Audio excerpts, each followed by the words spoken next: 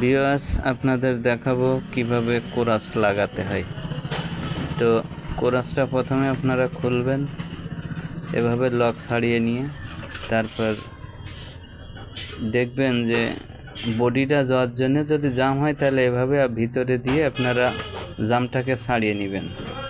ছাড়িয়ে নেওয়ার পরে আস্তে আস্তে কোরাসটা লাগাবেন যাতে বলটা না পড়ে যায় এভাবে।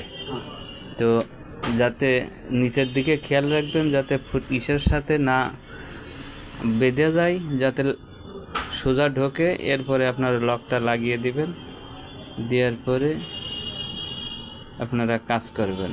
তো খুব সাবধানের সাথে করবেন। এবার দ্বিতীয় পার্ট, মাথাটা খুলে নিয়ে হালকা গ্রিজ যদি দিয়ে দেন তাহলে বিয়ারিংটা আসলে ভালো থাকবে, অনেক দিন টেকসই হবে।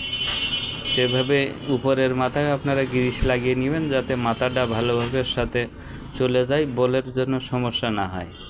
এভাবে লাগিয়ে দিবেন, দিয়ে লকটা লাগিয়ে দেবেন। দেখুন, করার সময় অবশ্যই সাবধানের সাথে করবেন যাতে বলটা না পড়ে যায়। এভাবে চারি সাইড ঘুরিয়ে ঘুরিয়ে লকটা সুন্দরভাবে লেগেছে কিনা একটু দেখে নেবেন। আর আমাদের সাথে থাকার জন্য আপনাদেরকে ধন্যবাদ। ভালো লাগলে লাইক শেয়ার করে দিবেন। এভাবে দেখে নেবেন যে আসলে কোরাসের সাথে বডির কোনো লুজ আছে কিনা। যদি থাকে তাহলে এভাবে একটু দুই মাথা হাঁটুর দিয়ে ভালো করে বাড়ি দিয়ে চাপায় নেবেন যাতে বিয়ারিংটা জাম থাকে। যত জাম থাকবে তত বিয়ারিংটা ভালো থাকবে।